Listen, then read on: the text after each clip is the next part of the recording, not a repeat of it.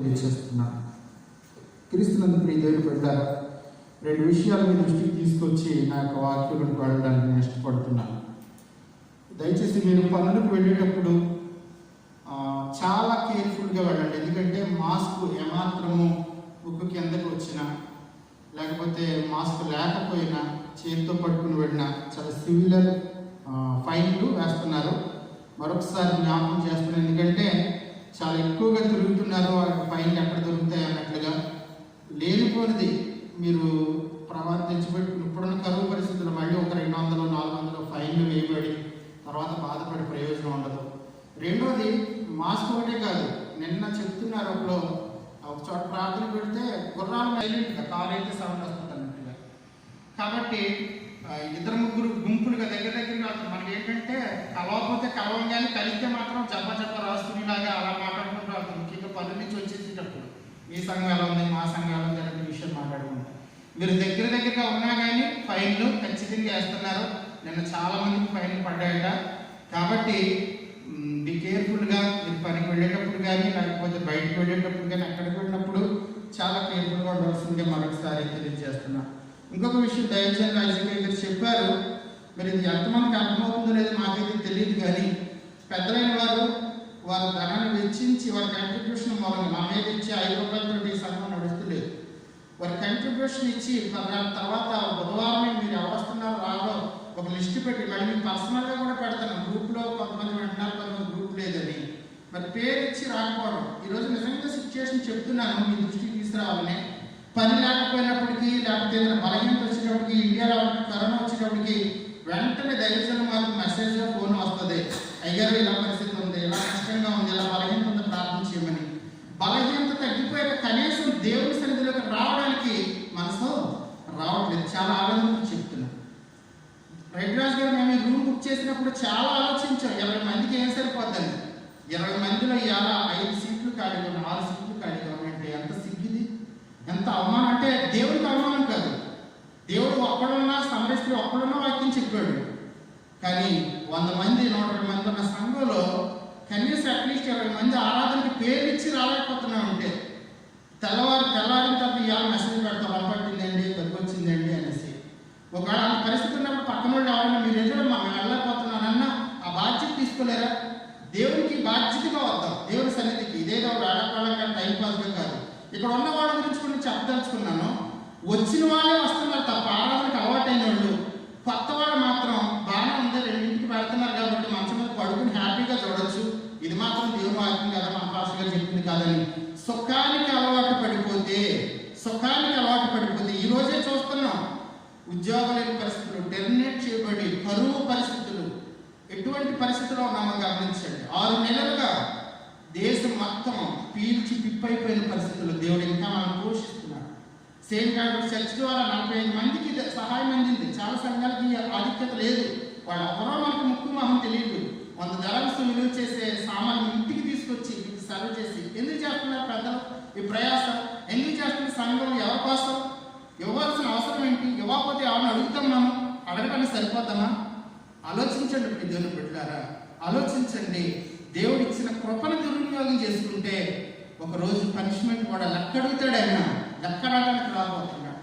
కాబట్టి వాక్యంలోకి రుజువు అవుతుంటే దేవుని సంఘం అనే అంశాన్ని గురించి మీ దృష్టికి నేను తీసుకురావడానికి ఇష్టపడుతున్నాను. ఈరోజు మన టైటిల్ దేవుని సంఘం. ఒకసారి చెప్పండి, అంటే ఎవరు? దేవుని సంఘం అంటే ఎవరండి? మనమే. మన గురించి వాక్యం చూడండి. గత 1-2 వారాలుగా మన వాక్యాలలో ఒక మార్పు, మన పాఠాల్లో ఒక మార్పు వస్తూ ఉంటుంది అనమాట.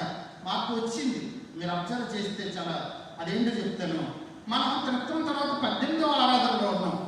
ఇంకొక 5 వారాల్లో, అంటే నవంబర్ లాస్ట్ వీక్కి మనం అడ్వెంట్లోకి వెళ్ళిపోతాం.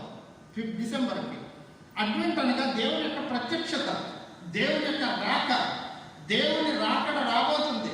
మనం ఏదో ఆరాధనకు వచ్చి 10 రూపాయలు కానుకేసి కాసేపు కూర్చుని ఒక ఆటపాటు వెళ్ళిపోవడం ఇదే కాదు భక్తి అంటే.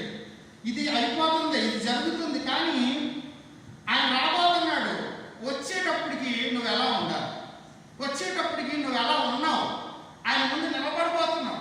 ఆయన లెక్క చూస్తాడు, మన క్రియలు, మన మాటలు ప్రతీది కూడా కౌంట్లో తీసుకుంటాడు.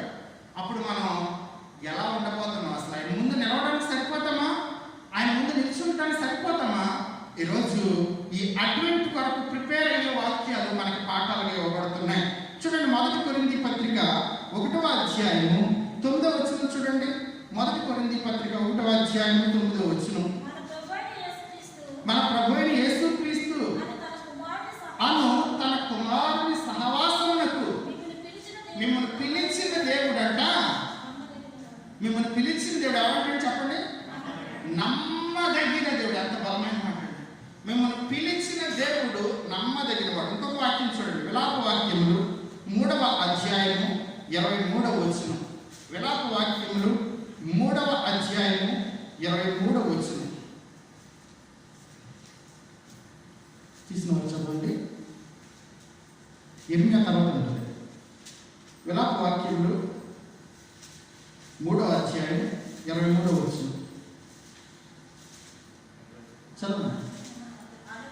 అనుదినమును నూతనముగా ఆయనకు వాత్సల్యత పుట్టుచున్నది. యెహోవా నీవు ఎంతైనా నమ్మదగినవాడు. చూడండి అన్నమాట, నీవు ఎంతైనా ఆయన నమ్మదగినవాడు. దేవుడు ఎప్పటికీ ఎన్నటికీ అన్ని సమయాల్లోనూ అన్ని పరిస్థితుల్లోనూ అన్ని కాలాల్లోనూ దేవుడు నమ్మదగినవాడు. వాగ్దానం చేసిన వాడు నమ్మదగినవాడు. ఓకే, ఆయన నమ్మదగినవాడు. మరి మనం ఎలాంటి వాళ్ళు, అది కూడా వాక్యంలో చూద్దాం. మనం ఎలాంటి వాళ్ళు?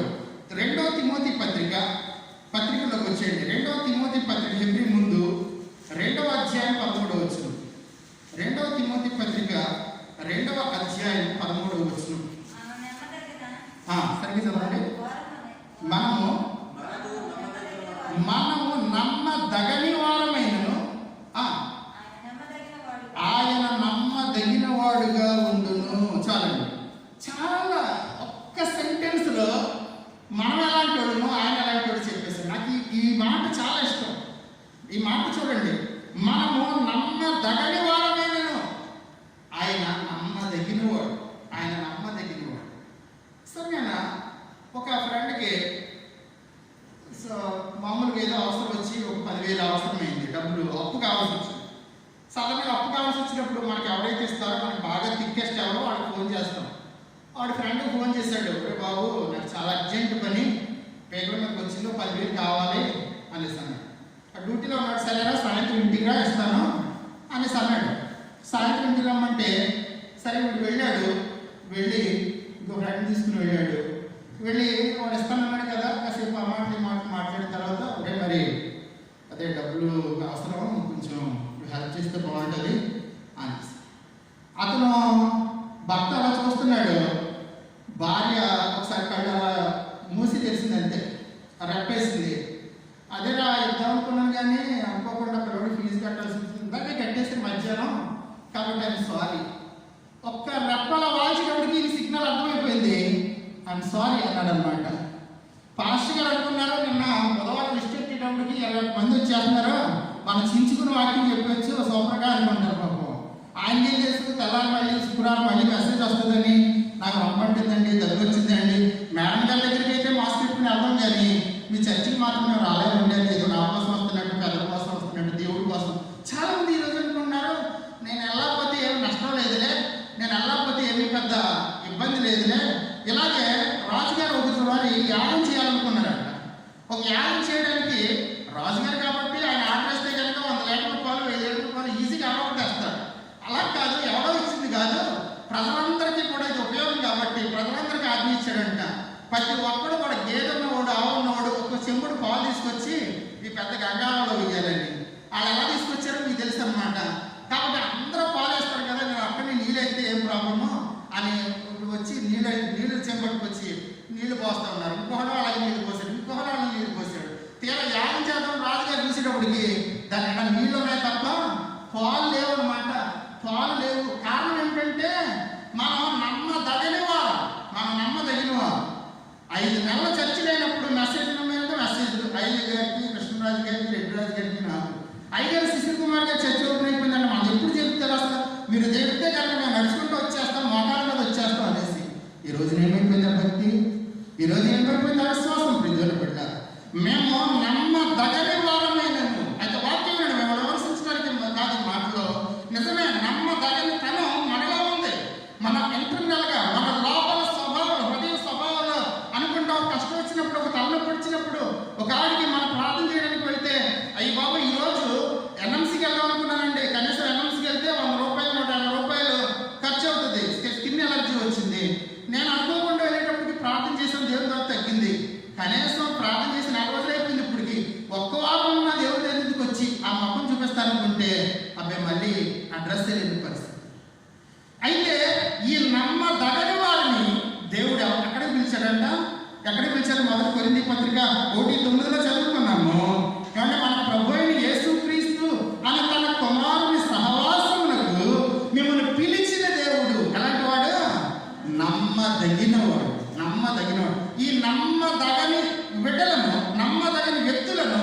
నమ్మదగిన వ్యక్తులుగా చేయడానికి దేవుడు ఈ లోకానికి దిగి వచ్చాడు.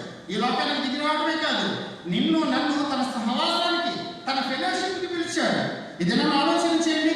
ఒక టీచర్ గారి ఇంట్లో బర్త్డే ఫంక్షన్ అనుకోండి, ఎక్కువ మంది అక్కడ ఎవరు ఉంటారు? ఆ బర్త్డేలో ఎక్కువ మంది ఎవరు ఉంటారు? టీచర్లు ఉంటారు. ఏమంటే టీచర్లు ఉంటారు. ఒక డాక్టర్ గారి ఇంట్లో ఫంక్షన్ అయితే ఎక్కువ మంది ఎవరు ఉంటారంటే ఆయన ఫ్రెండ్స్ అందరూ డాక్టర్లు ఉంటారు. ఎక్కువ డాక్టర్లు అందరూ కనబడుతూ ఉంటుంటారు, మిగతా అప్పుడు కంటే ఎక్కువ. ఒక ఇంజనీర్ గారు. కాబట్టి ఏ ప్రొఫెషన్ వాడు ఆ ప్రొఫెషన్ వాడితో స్నేహం చేస్తాడు. ఏ ప్రొఫెషన్ వాడు ఆ తన స్థాయికి, తన హోదాకి, తన పదవికి తగ్గ వారితో స్నేహం సహవాసం చేస్తాడు. కానీ రమపత్రికలు చెప్తూ ఉంటాడు, సమయం కాదు కానీ, ఏదైనా మనం శత్రువులమై ఉండగా అంటాడు. అక్కడ మనం శత్రువులం అంటే శత్రుత్వం అంటే ఇంకోటి కదా, ఇంకోటి కదా. పాపం, మనలో ఉన్న పాపమే దేవునితో మనకు శత్రువుని తెచ్చింది. ఇంకో మాట అంటాడు అక్కడ, మనం బలహీనులమై ఉండగా అంటూ ఉంటాడు, బలహీనులం. ఇంకో మాట అంటూ ఉంటాడు అక్కడ, భక్తిహీనులమై ఉండగా. మనం భక్తిహీనం, మనం ఏదో భక్తి పనులు అనుకుంటాం కానీ ఈ భక్తిహీనులతో, ఈ బలహీనులతో, ఈ దేవునికి వ్యతిరేకమైన శత్రువులతో ఆయన సహవాసం చేయడానికి ఇష్టపడ్డాడంటే మన గొప్పతనం, అది మంచితనం కాదు, ఆయన గొప్పతనం. ఆయన కోరుకున్నాడు. ఒక డాక్టర్ ఇంకో డాక్టర్తో ఫ్రెండ్షిప్ చేస్తాడు. ఒక కలెక్టర్ గారు ఇంకో కలెక్టర్ గారితో స్నేహితుడు అవుతాడు. నీకు నాకు స్నేహితుడు అవడం. కానీ దేవుడు అంతటి వాడు, పరిశుద్ధుడు, నీతిమంతుడు, మహాగణుడు, మహోన్నతుడు.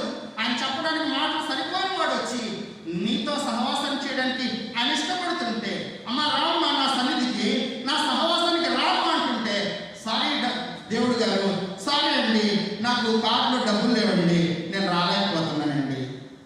ఈ సమాధానం ఎలా ఉంది? ఈ సమాధానం ఎలా ఉంది ప్రియమైన బిడ్డ? కాబట్టి ఈ సమయాన దేవుడు ఎవరిని సహవాసానికి పిలిచాడు మనం కొత్తగా వివరించింది. ఎవరినంటే ఇది మొదటి కొరింథీ పత్రిక చూడండి, ఎక్కడికి వెళ్ళక్కర్లా, 1:2 చూడండి, 1:2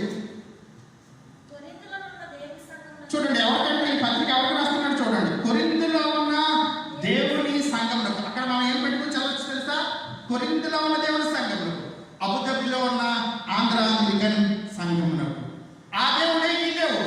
అప్పుడు పిలిచిన దేవుడే ఇప్పుడు నిన్ను నన్ను పిలిచిన దేవుడు. కాబట్టి చదవమ్మా, అబుదాబిలో ఉన్న దేవుని సంఘములకు, అనగా క్రీస్తు యేసునందు పరిశుద్ధపరచబడిన వారే. చూడండి ఇక్కడ విషయాన్ని, ఆ పరిశుద్ధులుగా ఉండటకు అక్కడ వరకు చాలు. సంఘం అంటే ఎవరండి? సంఘం అంటే ఎవరు? పరిశుద్ధులుగా ఉండటకు, పరిశుద్ధపరచబడిన వారు. ఒకటి సైంటిఫికేషన్, కడగబడిన వారు అన్నమాట. కడగబడిన వారు, పరిశుద్ధపరచబడిన వారు. లోకము ఎప్పుడు పాపం అనే మురుగులో ఉంటూ ఉంటుంది. లోకంలో పాపం అనేది ఎన్ని యుగాలైనా, ఎన్ని తరాలైనా, ఎంతమంది సేవకులు వచ్చినా పాపం అనే మురికి ప్రవహిస్తూనే ఉంటుంది. అయితే దేవుడు లోకంలో నుంచి నిన్ను విమర్శి పత్రికలు అనుకుంటాడు కదా, ఈ పాపం అనే మురికిలో ఉన్న మనల్ని అటువలే క్రీస్తు కూడా సంఘమును ప్రేమించి, అది కళంకమైనను, ముడిది అయినను, అటుది మరి ఏదైనా లేకుండా ఉండే కొరకు క్రీస్తు తన్ను తాను శిలువపై అప్పగించుకున్నాడు.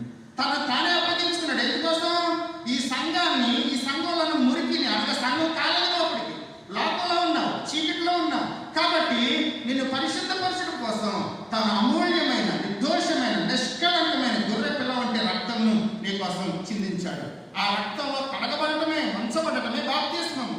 బాప్తిస్మం పొందిన వారు అనగా పరిశుద్ధ పరచబడిన వారు. ఒకటి, మీరు అందరూ కూడా బాప్తిస్మం పొందారు.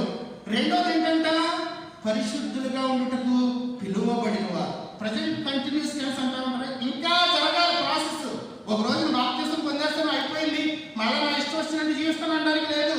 ప్రతిరోజు నీలో పరిశుద్ధత ఉండాలి, ప్రతిరోజు యథార్థత ఉండాలి. క్రీస్తు రాకడ వరకు, మన పోకడ వరకు, ఏదైతే ముందు జరుగుతుందో అప్పటి వరకు కూడా, ఆయన రాకైనా మన పోకడైనా పరిశుద్ధులుగానే జీవించాలి. అది సంఘం అంటే, అది సంఘం అంటే. కాబట్టి ఒకటి, సంఘము అనగా పరిశుద్ధులుగా ఉండటకు పిలువబడిన వారు. ఒక వాక్యం ఇక్కడ చెప్పడానికి నేను ఇష్టపడుతున్నా. యేసుక్రీస్తు ప్రభు వారు చనిపోయి పునరుద్ధారణగా తిరిగి లేచి 40 దినాల తర్వాత ఆరోహణమైన తర్వాత, ఆయన ఆరోహణమైన తర్వాత పేతురు మొదటి ప్రసంగికుడు. పెంతెకొస్తు పండుగ దినాన అపోస్తలుల కార్యాలు 2వ అధ్యాయంలో పేతురు మొదటి ప్రసంగికుడు. పేతురు ప్రసంగించడం మొదలు పెట్టాడు. ఆ దినానికి కూడా వచ్చిన యూదులను ఉద్దేశించి ఏమని ప్రసంగిస్తున్నాడంటే, దానికి ముగింపు, ఒరే బాబు, మీరు సిలువ వేసిన ఈ యేసునే దేవుడు ప్రభువుగాను క్రీస్తుగాను నియమించాడు. అయితే మీరు తెలియక సిలువ వేశారా? ఆయన మెస్సీయ అని, ఆయనే రక్షకుడని మీరు తెలియక సిలువ వేశారంటే అక్కడ ఏమని ఉంటుందో తెలుసా? అపోస్తలుల కార్యాలలో వారి హృదయములలో నొచ్చి కొన్నిసార్లు మనం నొచ్చుకుంటాం. ఎందుకంటే పాస్టర్ గారు మరీ ఇంతలా చెప్పారా, పాస్టర్ గారు మరీ అలాగా ఈరోజు నా కోసమే చెప్పారు అని కొన్నిసార్లు నొచ్చుకుంటాం. కానీ డాక్టర్ గారి దగ్గరికి వెళ్ళిన తర్వాత, నువ్వు ఒక డిసీజ్ నిమిత్తం బలహీనతో డాక్టర్ గారి దగ్గరికి వెళ్ళిన తర్వాత ఆయన ఇంజెక్షన్ చేస్తే నువ్వు బాధపడకూడదు. ఇంజెక్షన్ చేస్తే నువ్వు బాధపడకూడదు. ఇంజెక్షన్ చేస్తే నాకు నొప్పి కలుగుతుందండి, నాకు బాధ వస్తుందండి, నీకు ఒక క్యాన్సర్ వచ్చింది, ఆపరేషన్ చేసి మరీ నొప్పి కలుగుతుంది. కానీ ఆ నొప్పి దేనికోసం? నీలో ఉన్న గాయం, నీలో ఉన్న బలహీనత తొలగించబడటం కోసం. డాక్టర్ గారు ఒకవేళ ఏమనుకుంటాడు, రాజుగారు ఏమనుకుంటారో, లేకపోతే పలానాడు ఆపరేషన్ చేస్తే గాయం చేస్తే అని మొహమాట పడ్డాడు అనుకోండి, మనలో ఉన్న జబ్బు తగ్గుద్దా?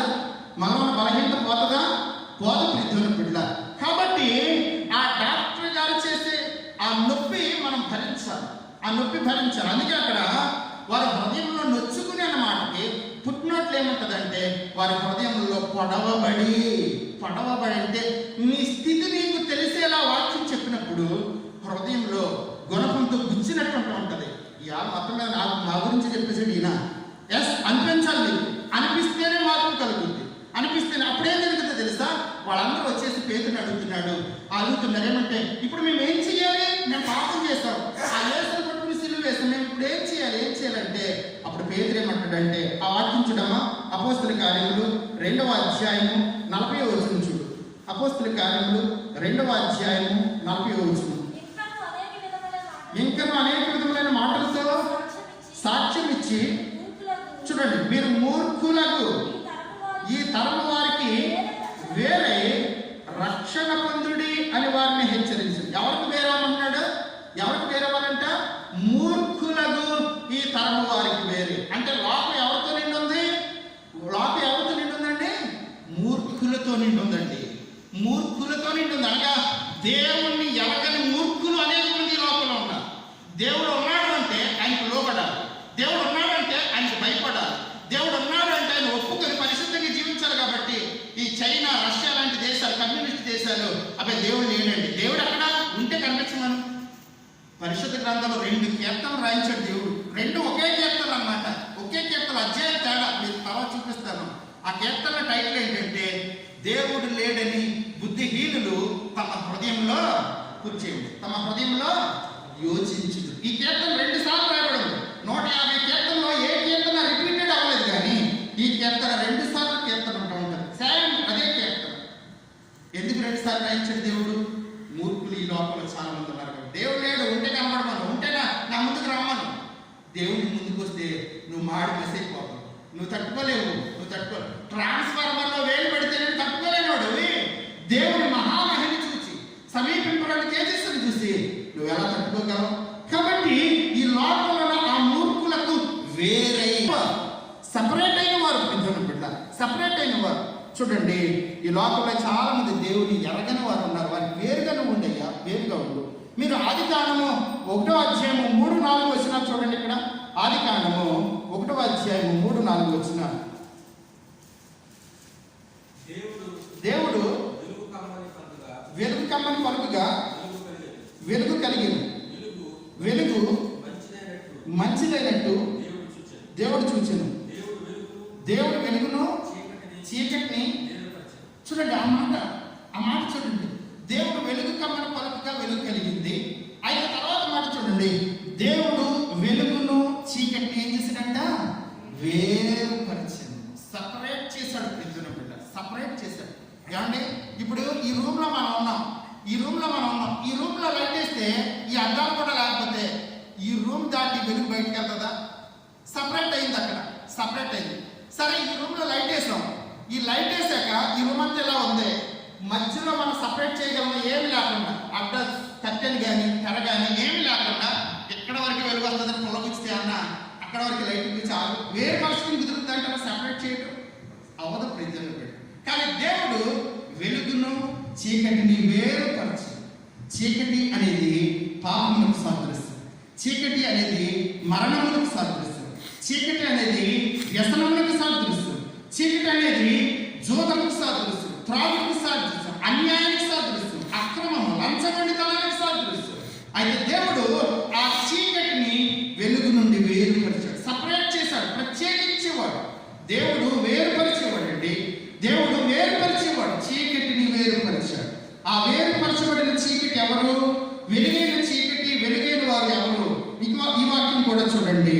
ఈ వాక్యం కూడా చూడండి ఏమనుకుంటుందంటే ఎఫెసీ పత్రిక 5వ అధ్యాయము 8-9 వచ్చిన ఎఫెసీ పత్రిక 5వ అధ్యాయము 8-9 వచ్చిన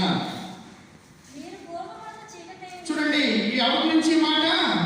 మీరు అనగా మనము పూర్వము ఏమైనా చీకటి ఉంటుంది, ఇప్పుడైతే ప్రభువునందు వెలుగై ఉన్నారు. ఇప్పుడు వెలుగై ఉన్నారు కాబట్టి ఏం కనబడాలి మీలో? వెలుగు ఫలము, సమస్త విధములైన మంచితనము, నీతి, సత్యమును వాటిలో మనం ఎవరమంట? మనం పూర్వమందు చీకటి ఉంటుంది. పేతురు కూడా ఏమంటుంటే మీరు చీకటిలో నుండి ఆశ్చర్యకరమైన తన వెలుగులోనికి మిమ్మల్ని పిలిచిన వారి గుణాత్మను ప్రచురణ చేయలేదు అంటాడు 1 పేతురు పత్రిక 2వ అధ్యాయం. మనం పూర్వమందు చీకటి ఉన్నాము కాబట్టి ఈ చీకటి అనేక రకాల చీకటి, ఒక్కొక్కరు ఒక రకమైన చీకటి, ఒక్కొక్కరికి ఒక్కొక్క రకమైన బలహీనత, ఒక్కొక్కరికి ఒక రకమైన పాపం ఉంది. కాబట్టి చీకటి అనేది వీటికి మాత్రమే కాదు, అజ్ఞానానికి కూడా గుర్తు. అజ్ఞానాంధకార తిమిరస్య అని శ్లోకం చెప్తూ ఉంటుంది. అనగా అజ్ఞానం అనే చీకటి మానవుల్లో, పాపము అనే చీకటి, రోగము అనే చీకటి, మరణం అనే చీకటి మానవుల్లో అంతర్గతంగా దాగి ఉంది. అయితే ఆ చీకటిని దేవుడు వేరుపరిచాడు. కాబట్టి చీకటిలో నుండి ఇప్పుడు వెలుగై ఉన్నారు. కాబట్టి ఈ సమయాన్ని మనం వెలుగు బిడ్డలుగా చేయడం కోసం వెలుగు అయిపోండి అని చెప్పాల. అక్కడైతే వెలుగు కమ్మని పలికాడు, కానీ ఇప్పుడు మీరు వెలుగైపోయింది అంట. ఆయనే ఈ లోకానికి దిగి వచ్చి 33.5 సంవత్సరాలు జీవించి 3.5 సంవత్సరాలు పరిచయం చేసి ఆఖరికి ఆయన సిలువకి ఎక్కిన తర్వాత ఆయన సిలువ మీద వేలాడుతున్నాడు కదా. సిలువ మీద వేలాడుతున్నప్పుడు కూడా 2 దొంగలు ఉన్నారు కదా. 2 దొంగలు, ఒకటి కుడి వైపున, రెండవ వాడు ఎడమ వైపున. ఒకడు అంటున్నాడు, నిన్ను నువ్వు రక్షించుకుని మమ్మల్ని కూడా రక్షించవచ్చు కదా, నువ్వు దేవుడు కుమారుడు కదా, ఏదైనా చేయొచ్చు కదా. రెండవ వాడు అంటున్నాడు, ఒరే మనకైతే ఈ శిక్ష న్యాయం లేదా? మనం చేసిన పనులకి, మనం చేసిన దొంగతనాలకి, మనం చేసిన హత్యలకి, మనం చేసిన కూని పనులకి మనం న్యాయమైన శిక్ష అనిపిస్తున్నాం. ఆయన దేవుని కుమారుడు, ఆయన మచ్చలేనోడురా, ఆయన పరిశుద్ధుడురా, ఆయన న్యాయం కాదు శిక్ష. అయితే ఒక్క రిక్వెస్ట్ పెట్టుకున్నాడు, యేసు నీ రాజ్యంలోనికి వచ్చినప్పుడు నన్ను జ్ఞాపకం చేసుకో. ఈ రెండో వాడికి వెంటనే వచ్చేసింది టికెట్, వెంటనే వచ్చేసింది, నేడు నీవు నాతో కూడా క్రీస్తుతో కూడా పరదేశంలో. చూస్తారా సిలువ ఏం చేసిందా లేదా? బిడ్డ ఒకరి ఆలోచన ఒక రీతిగా ఉంది. అదే సిలువని చూస్తూ, అదే సిలువ వేలాడుతున్న యేసుని చూసి ఒకడేమో నిన్ను రక్షించుకుని మమ్మల్ని కూడా రక్షించు, వాడు అక్కడే విడవబడ్డాడు, వాడు నరకానికే పోయాడు. కానీ రెండో వాడు ఆ చివరి గడియల్లో కూడా ఆయన దేవుని కుమారుడు, ఆయనకు ఒక రాజ్యం ఉంది. ఆయన పరిశుద్ధులను గుర్తించినప్పుడు ఆ సిలువ ఒకడేమో ఏసే చేపట్టుకుని పర్వాలని తీసుకెళ్ళిపోయాడు, ఒకడు నిత్య నరకానికి వెళ్ళాడు. దేవుడు వేరు చేసేవాడండి. ఆయన గోధుమలోంచి గురుగులు వేరు చేస్తాడు. కాబట్టి ఈ దినాన మనం కూడా లోకంలో ఉన్న వారిని ఈ దినాన సంఘంలో తీసుకొచ్చి పెట్టాడు. ఎందుకంటే పరిశుద్ధులుగా ఉండటకు మనం పిలువబడిన వారు. ఇక రెండో మాటలు పెడదాం. పిలువ అయిపోయింది, ఎప్పుడో పిలిచాడు. త్రిత్వకాలం 1-2 అధ్యాయాలను 1-2 పాఠాలను చెప్పాడు. వెర్రి వారిని పిలిచాడుగా శిష్యులుగా ఉండటం కోసం. ప్రయాసపడి భారం వచ్చిన సమస్తమైన వారిని అప్పుడు పిలిచాడు. 1-2 వారం, ఇప్పుడు 18వ వారంకి వచ్చాం. దేవుని యొక్క రాకడ దగ్గరగా పోతుంది. కాబట్టి ఇదే పాటలో 1 కొరింథీ పత్రిక 1వ అధ్యాయంలో క్రింద మనకి ఏం కనపడుతుందంటే, క్రింద ఒకసారి 1 కొరింథీ పత్రిక రండి, 6వ వచనం చూడండి, 5వ వచనం చూడండి, ముగించుకుందాం. క్రీస్తుని గురించిన సాక్ష్యము. ఇన్ని వారాలు మనం వాక్యం అంటున్నాం కాబట్టి ఆయన గురించి మనం స్థిరపడాలి.